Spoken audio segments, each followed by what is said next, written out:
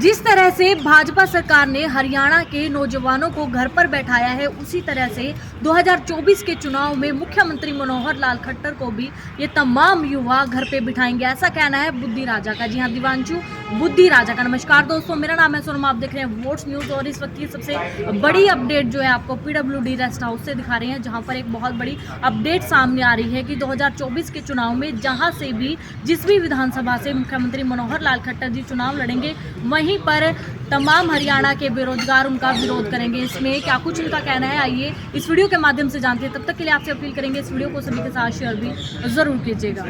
उनको रोजगार दिलवाए।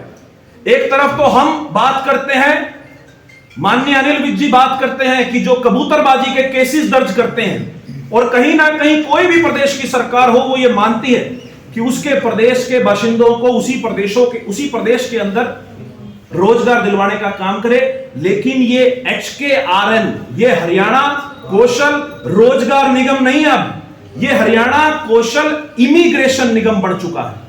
ये जो खट्टर साहब ने अजीबोगरीब नमूना पेश किया है, इसका पूरे प्रदेश में विरोध हो रहा है। सरकार की थू-थू हो रही है।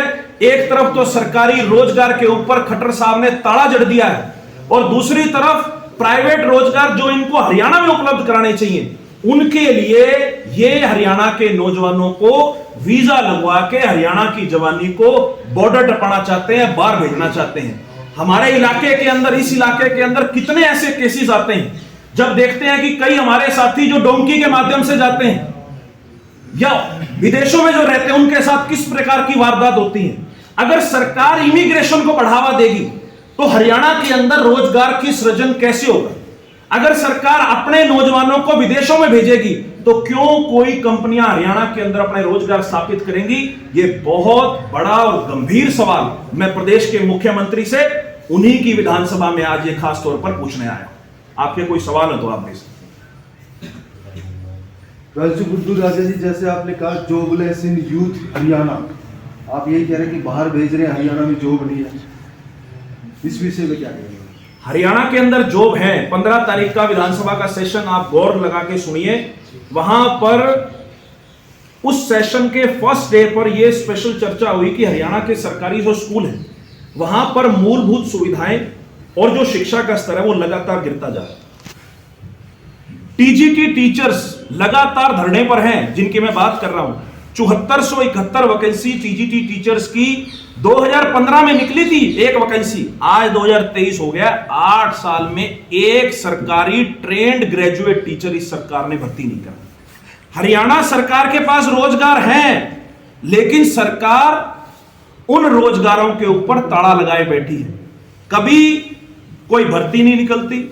अगर भर्ती निकलती है तो पेपर लीक हो जाता है। अगर पेपर लीक होने से बच जाए तो वो कोर्ट में लटक जाता है। और कोर्ट में सरकार का ऐसा ढीला रवैया है कि अगर कोई भर्ती कोर्ट में लटक गई तो आप समझ के चलिए कि 2 या 3 साल तक उस भर्ती का कोई जो है निवारण नहीं होगा। हरियाणा सरकार ने हरियाणा के नौजवानों की जो उम्मीदें थी उसके ऊपर पूर्ण रूप से पानी फेरने का काम किया है। और इसी के फलस्वरूप, क्योंकि मुख्यमंत्री जी ने खुद संकल्प लिया है कि हम 60,000 सरकारी भर्तियां 30 तारीख तक पूरा करेंगे, 31 तारीख तक। इसलिए हरियाणा के उन्हीं बेरोजगारों ने यह प्रण लिया है कि कल सुबह हरियाणा की जब विधानसभा का सेशन शुरू होगा, उससे पहले हरियाणा की विधानसभा के बाहर खड़े होकर एक पत्र हरियाणा के प्रत्येक विधायक को दिया जाएगा कि आप हरियाणा की विधानसभा में जाकर मुख्यमंत्री को उनका संकल्प याद दिलाएं कि जो संकल्प प्रदेश के मुख्यमंत्री ने लिया था कि हम 31 दिसंबर तक ये भर्तियां पूरी करेंगे। शायद खट्टर साहब वो अपना संकल्प भूल चुके हैं। हम भी उनके साथ रहेंगे और उनको उनका संकल्प याद दिलाया जाएगा।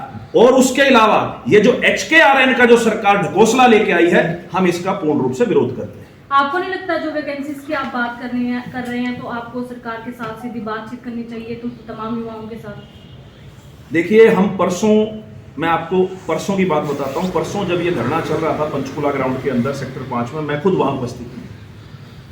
ये जो नौजवान साथी हैं ये 41 दिन से पंचकुला के अंदर धरने पर बैठे हैं। 41 दिन से, ये ठंड के मौसम में। हरियाणा का कोई ऐसा DC नहीं छोड़ा जिसके पास ये ज्ञापन ना दे के आए हो। हरियाणा का भाजपा का जजपा का कोई MLA और MP नहीं छोड़ा जिसके पास ये ज्ञापन ना दे के आए हैं। हरियाणा के मुख्यमंत्री के ओएसडी भूपेश्वर दयाल के पास ये लोग मिलके आए हैं। हरियाणा के मुख्यमंत्री के जो प्रिंसिपल सेक्रेटरी हैं आदरणीय खुल्लर साहब, उनसे ये मिलके आए हैं।